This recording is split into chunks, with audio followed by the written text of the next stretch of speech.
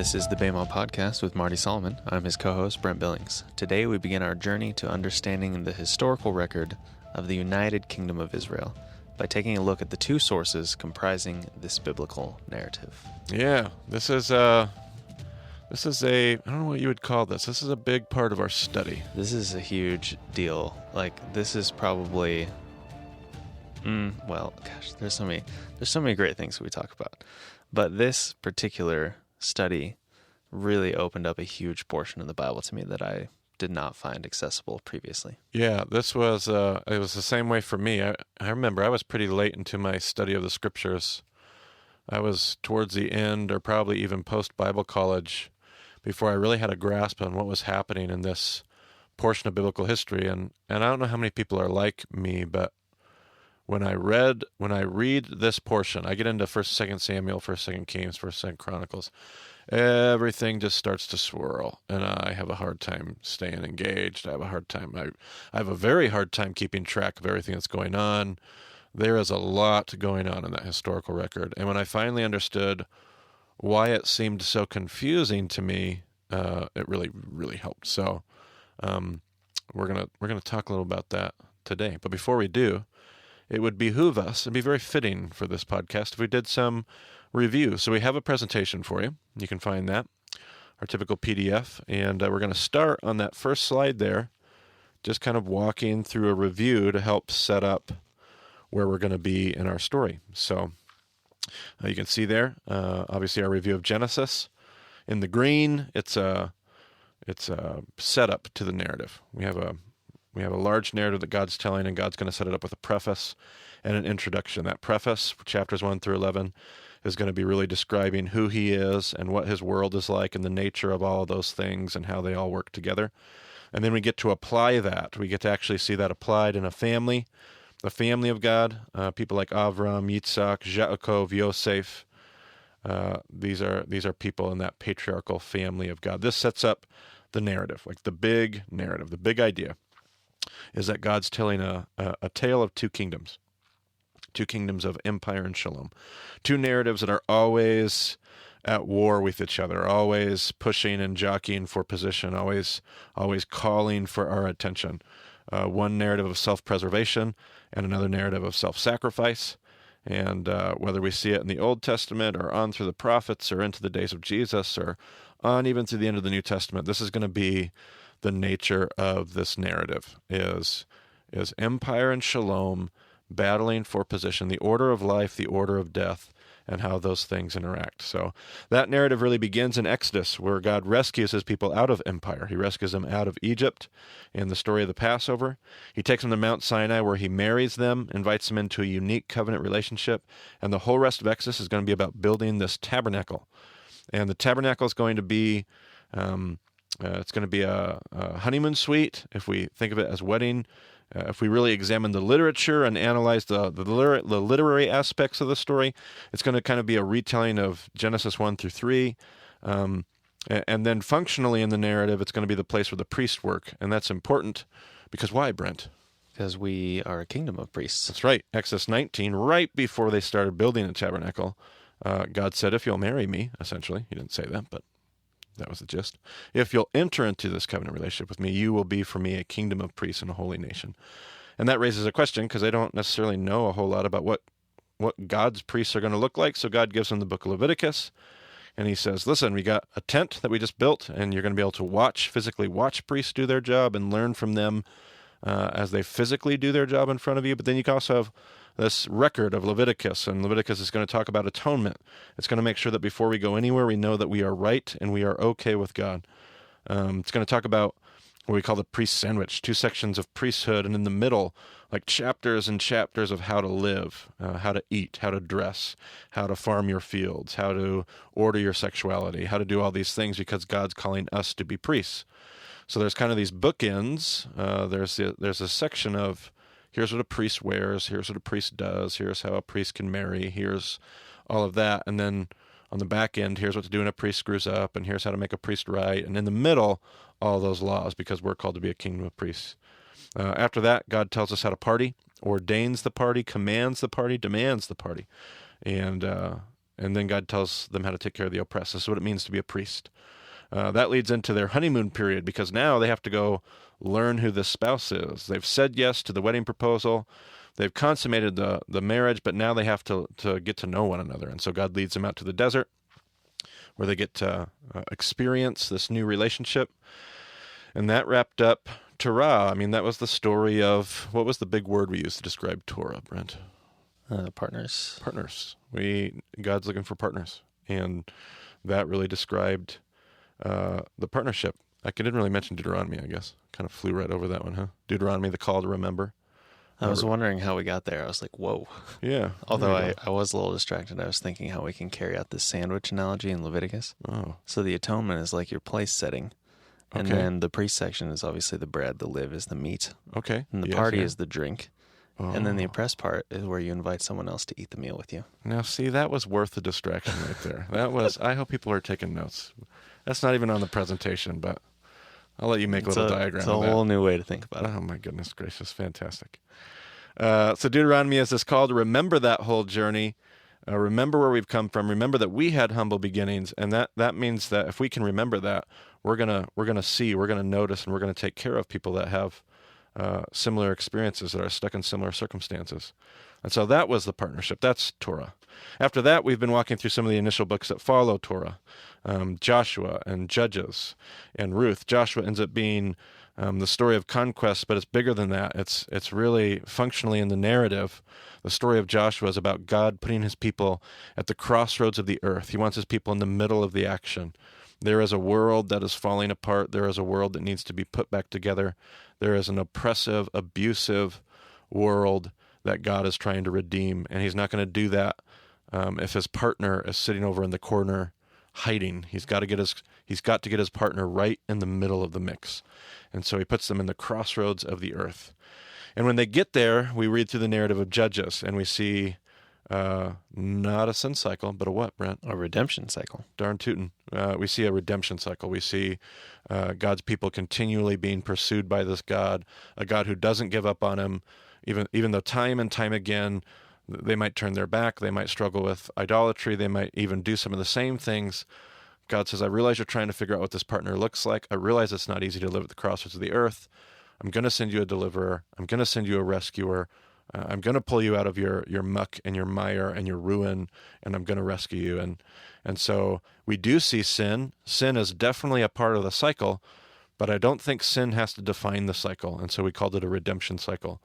Because I think what I encounter in Judges is God's just never-ending, bottomless patience. So, and then last podcast we kind of zoomed in.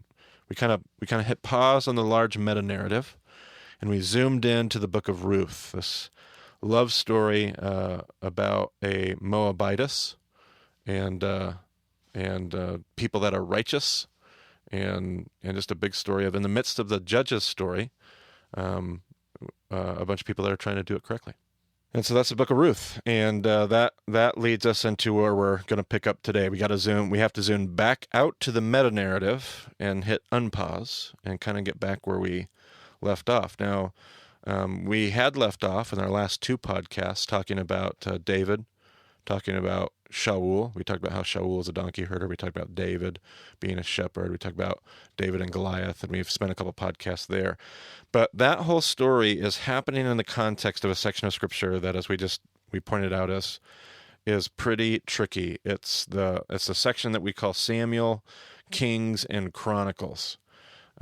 So I actually have some notes here, and I'm going to read those notes because this continues to be not one of my this is a hard part of Scripture for me to keep my head on, to be honest. It's not my weakest part of the Bible, but it's also not the easiest one for me to follow, and I can get lost pretty easily. So I'm going to stay tied to some notes. So if it sounds like I'm reading, it's because I am. But I want to talk about these two. We call this podcast One Story, Two Sources, because that's really what we have here. So before we dive in to chat about David or even Solomon, before we move on to the next characters, we need to take some time and we need to try to understand the sources that we're using to unpack this period of history. If you're like me, when you read this portion of the story, this is where your eyes begin to glaze over and you start to check out. And part of the reason for this is because we are on the cusp of a period of history that will be loaded with short stories about a whole list of kings and their disobedience. There's going to be a few exceptions to that. There'll be a few kings that are righteous, but most of them, by and large, are going to be disobedient. And another reason that this is hard to follow is because once this kingdom divides from a united kingdom to a split kingdom, north and south, Israel and Judah, it's going to be it's hard, particularly for me, to follow which king is whose king. Is this Israel's king? Is this Judah's king? And whose son is which king, and how that all works, and so on and so on. So it becomes pretty tricky to follow that. Another reason that I get glassy in this section is because it always seemed like I was reading two versions of the same story, and I could never figure out if we were having flashbacks or if there was some transition that I missed. So if you're just reading through your Protestant Bible, and you're just reading through, and you're reading in Samuel, and you talk about Saul and David, and then you turn the pages, you're in Kings, you're looking at Solomon and the kings that follow, and then you turn your page, you get to First Chronicles, and all of a sudden you're reading about Saul and David, and you're like, wait, what? That was where I would get lost. Like, what just happened? Why did I just go back? And so that can be pretty confusing. And I never felt like anybody had ever really explained that transition to me well. So as I look at this period of history with my students in class, when we look at Samuel, Kings, and Chronicles, I try to be really intentional about mapping out these two stories. One story, or two sources, we could say. If it seems like we're having two different versions of the same story, it's because we are. I'm going to be skipping a lot of extracurricular information, but I'm going to attempt to map out these for our discussion today using my own language. And I'm sure there's got to be some great sources out there, Brent, about people that have written about this really well. I've just never run across them. I don't know of any of them, and I've never found a package that I liked as far as how people presented the information. And I'm sure that many have done this a lot better than I'm going to today. And I'm probably, if there were anybody that were really educated, which if they were, they shouldn't be listening to my podcast. But if they were, they probably would be super irritated about the way I'm going to oversimplify things or the words that I choose to use. But I want to make every attempt to do this well. And that's a disclaimer for me, and that's partially because I'm usually really confident when I got my material from somebody that's really trustworthy or good at their job or better than me. Like if I got this from an authority or one of my teachers, I love to teach stuff. And anytime that I'm in uncharted territory and I'm doing my own thing, which is basically what I'm going to be doing through this little section, kind of putting all this in my own language. Nobody ever really taught me this. This is what I've put together. I always like to give a little bit of a disclaimer because I feel like I'm maybe out in waters that need to be checked. So check it. Make sure you feel good about what I'm doing. And this is really like a wireframe. This is a mold that you can fit your ideas about the scripture into and help you understand what it is you're reading. Right. This isn't going to be a verse by verse. Right. Absolutely not. Yeah, we definitely won't be doing that. You'd definitely see my limitations at that point. This is how I helped myself understand the story. This explanation that I'll give in the next two podcasts, today and the next one, are really they come from my own experience. So if anybody's had a similar experience, hopefully it will be helpful. And we like wrestling, so if you have specific questions about, how does this structure apply in this story? Because this one story seems really weird in light of that. Right. Well, let's wrestle. Let's figure it out. Absolutely. Yep. So, kind of like right where I left off, we see two different stories for this period of history. I keep saying this, or we could say one story. We see two different sources in the Hebrew Scriptures. One of those stories is going to be the books of Samuel and Kings. Samuel and Kings are going to comprise one of those sources, one of those stories. The other source for this biblical narrative, the other story, the other version of the same period of history, should I say it that way? The other telling of the same portion of history is Chronicles. It's another recording of the same period of history. Yet they are much more than just two different records. And so I want to look at them the rest of this podcast and into the next podcast. I'm going to take them one at a time. And before we do that, we ought to just acknowledge how much debate swirls about all of the details of authorship. I mean, scholars argue about everything. They argue about who wrote the books. They argue about when the books were written. They argue about why the books were written and the perspective or the agenda we encounter in each. And I don't say this to trivialize those arguments, quite to the contrary. These debates are really important, very important. In particular, the debate about when is one of the most significant debates that we have as we try to understand this stuff and piece it together, and what's taking place in these records from a literary standpoint. So I'm not going to be trying to speak into those debates, but I'm going to try to take some very general stances based on everything from consensus to my own personal opinions, as how we're going to kind of be going about that. But 1st and 2nd Samuel, 1st and 2nd Kings, it is possible that these were one of the first books of the Old Testament written. And we'll talk about dates like a year from now. We'll do more on that. So if you're like, what about the books of Moses? We'll talk about that later. But some of the prophets may have been the earliest penned stuff, but some were right in the same neighborhood, probably even predating some of those earliest prophets are going to end up being the records of Samuel and Kings. And so that's going to play a part here in the discussion that we're going to have. But I like to argue that Samuel and Kings could be read from the perspective of the northern kingdom of Israel. I use that designation very loosely because I think what I'm trying to point out is not where this version is written relative to its geography, but where this is written relative to its point in history. So let me say that again. Let me try to reword that. I like to view Samuel and Kings written from the perspective of Israel, not in its northern geography, but at its point in history. Like this is written much closer to the actual events that it describes. This is written as the kingdom is splitting, as they're going through some of this tension. This is looking back on Saul and David, which are recent events for the books of Samuel and Kings. So I think that's what I mean when I say from the perspective of Israel and the people of Israel from their perspective as well. So this portion of history reads more like headlines of your current events than it does a reflection on earlier history. However, it's important to point out immediately that ancient Easterners do not record history in the same way that modern Westerners do. They are not nearly as interested in recording the facts with intense commitment to precision and accuracy. For us, if you're thinking about journalism and history, it would be about getting every single fact correct and right. Instead, they would like to tell a story of what's happening in a way that compels the reader to a particular course of action. In our discussion groups, we'll look at David and Goliath, and we'll talk about that a little bit. Is that story about its historical accuracy, or is that story about something else? And we've hinted at it in our last podcast, but we're going to look at that probably some more in our discussion groups.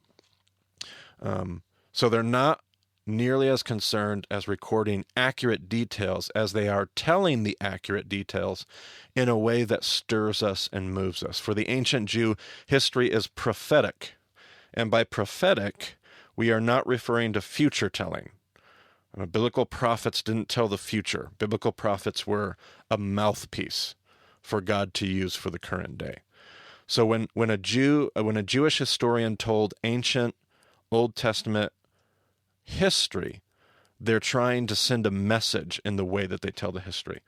One doesn't need to look much further than where the books are arranged in the Hebrew Scriptures. I see many students today that are shocked to find out that when the Christians arranged the canon that we use today, they rearranged the book order of the Old Testament. I don't know if we knew that, but I think we've mentioned it maybe once or twice in passing here in the podcast. But the order, we have all the same books in our Old Testament that the Jews have in what they call the Tanakh, the Hebrew Scriptures, but they have been reordered in the Hebrew Scripture, from the Hebrew Scriptures to what we see in our Bible. Inquiring minds often want to know why we would do that. Why would we reorder the books? My oversimplified answer is in order to make the Jews look bad. This usually doesn't please many people. They think it's a lot more complicated, and it is. There is a lot more going on than that. And I think there's going to be a lot of people that argue that the canon was arranged according to genre, a westernized category. And that's true. This is technically true. But to ignore the fact that while they're rearranging this canon, they are dealing with a rampant anti-Semitism, to not acknowledge that would be foolish. I mean, the Hebrew scriptures end with the book of 2 Chronicles. So if you were to go to the Tanakh and read the last few verses of the Hebrew scriptures, it ends with hope. It ends with a promise that God's going to restore his people. And when we rearranged our canon, we ended up rearranging it with Malachi at the end, which ends with a curse. And that's just far too coincidental to be just like, well, we just rearranged it according to genre. I mean, ships fell where they meant. Like, no, we had a lot more going on there than we definitely liked it arranged as it was to end with a curse to set up Jesus in our Christian worldview. So the original Old Testament was called Tanakh, which is a shorthand for the 3 sections of the Hebrew scriptures. So if you turn to your next slide that you have, I actually have the Tanakh kind of broken out there. Tanakh, T-A-N-A-K-H. It's often written capital T, little a, capital N, little a, capital K, little h, because the 3 letters that make up Tanakh, that drive it, are the T, the N, and the K. And that stands for Torah. The Torah is the books of Moses, obviously. The N stands for what's called the Nevi'im, which is the prophets. Nevi'im, the prophets. And then the 3rd section of the Hebrew scriptures is the Ketuvim, which is the writings. We can even actually see Jesus reference the law and the prophets, the law and the prophets. He usually doesn't include writings when he says things because the writings were still being canonized in Jesus' day. They weren't officially in the Hebrew scriptures. So Jesus will usually just reference the law and the prophets, and he's referencing the T and the N, the Torah and the Nevi'im. And then shortly after Jesus, we also have the Ketuvim. So Torah, Nevi'im, and Ketuvim. Are there any references that include all 3? I believe there's one. I can't remember which gospel it is, but I believe there's one passing reference. I think it's going to be Luke, which I would place as the last gospel, at least close to it, if not, depending on where John lands.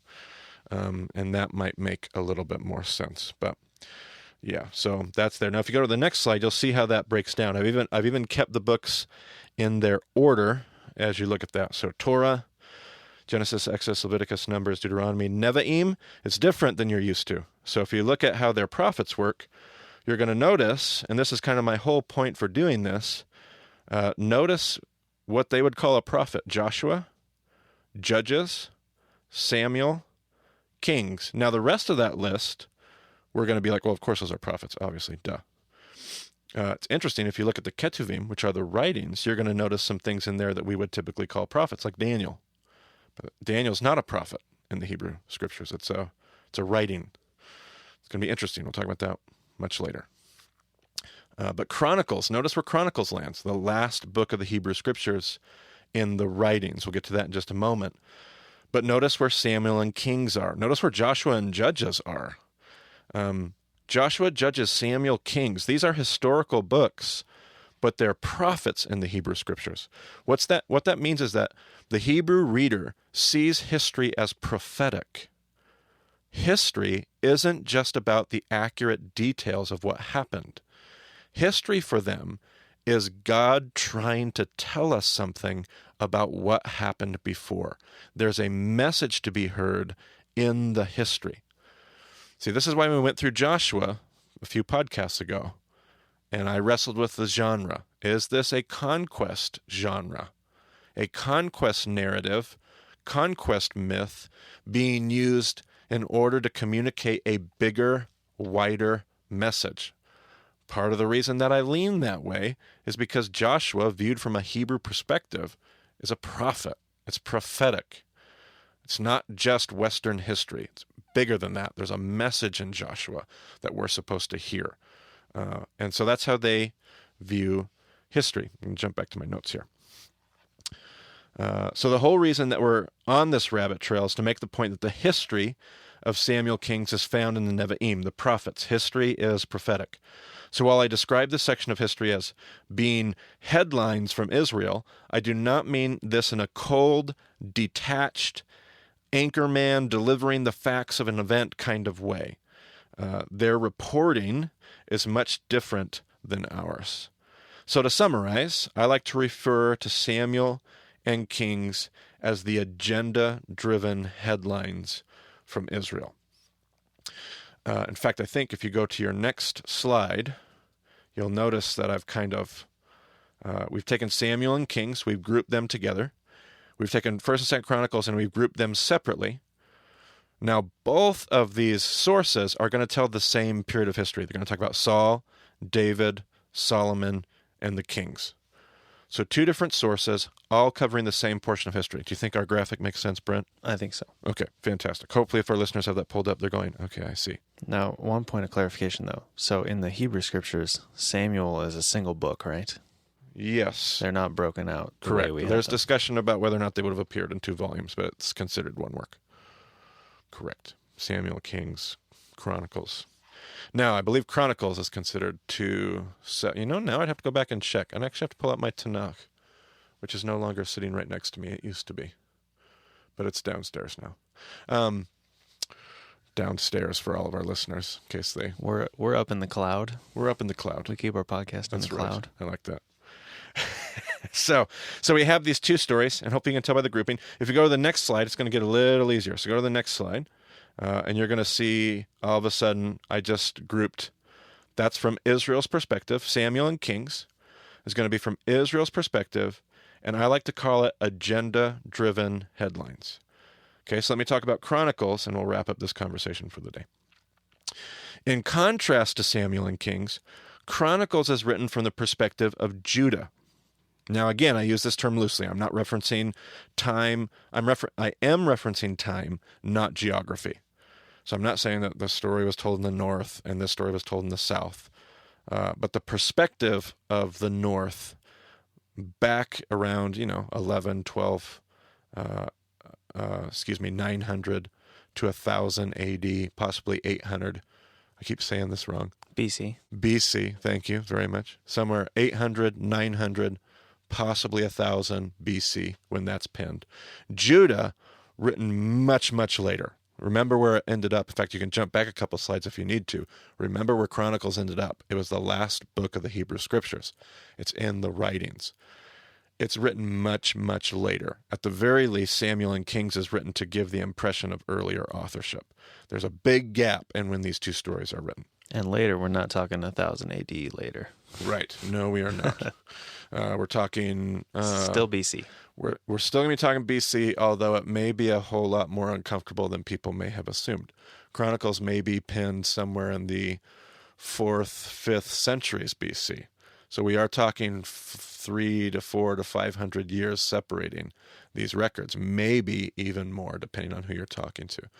So this is maybe a new world for some of us that just have read the Bible chronologically, have never really wrestled with some of this stuff. It's some new ideas, perhaps. By the time we get to the end of this session, I think that timeline will make a lot more sense for people. Right, and maybe even next session even more so.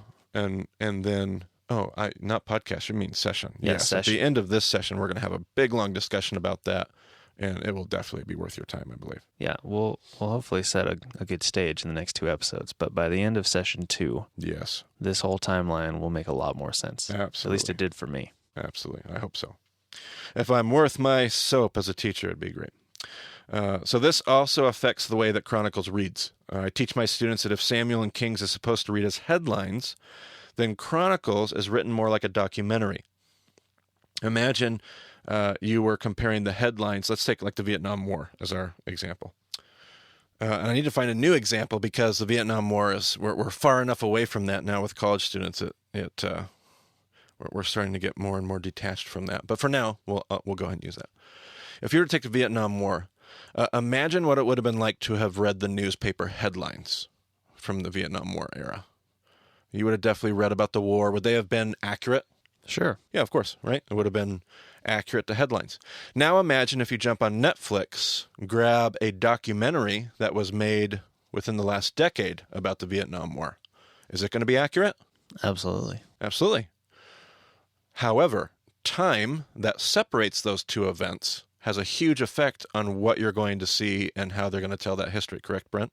I would think so. Man, so you're reading newspaper headlines, and it's going to be accurate, but it's coming from a particular perspective.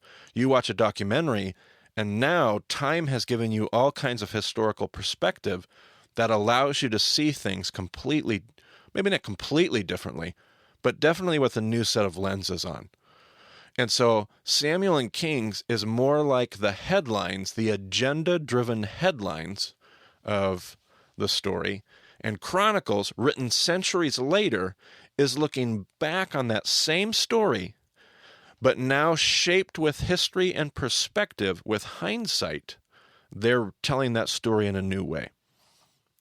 So let me go and read some of my notes here to close. You might remember that Chronicles is what ended the Hebrew Scriptures, meaning that it's not found in the Nevi'im, but in the Ketuvim, or the writings. While both records have an agenda that's supposed to compel the reader to action, they come from different historical reference points. In this sense, Chronicles is much more like the history we are familiar with. Just as we are aware that those who compile history tell a story in the way they compile it, so does the chronicler. And so to summarize this section, I would say that Chronicles is a documentary perspective from Judah. So if you jump back to that last slide, we've got one more left, and it's going to put up that second one. So we have two different sources, a red source and a green source. Sometimes I'll say story A, story B. Source A, source B. It's telling one story about the same period of history, the Saul, David, Solomon, and Kings period of history. So both sources are talking about that same period of history, but one is written from Israel. It's written like agenda-driven headlines. The other is written from Judah much later as a documentary perspective. And so hopefully that gets us started on a good conversation that we can pick up in the next podcast. A lot of stuff to go over here. But once we get this down, it's actually going to facilitate an even deeper conversation as we walk through the prophets and what we're seeing there. Think we're missing anything, Brent? Well, we've got a whole lot of scripture left to get to. Yes, we do. But we'll get there. All right. All right. So as we record, or as you're listening to this, rather, discussion groups are about to start back up on the Palouse. So we hope you join us for those. Moscow Tuesday, Pullman Wednesday. If you want to get a hold of Marty, you can find him on Twitter at Marty Solomon. You can find me on Twitter at EIBCB. You can find more details about the show at BayModDiscipleship.com. And, of course, you can always check out our Facebook page. Marty is continually posting great stuff on there, even during the school year, and it's a great way to get updates on what's happening, whether you're in our discussion groups or not. So thanks for joining us on the BayMod podcast, and we'll talk to you again soon.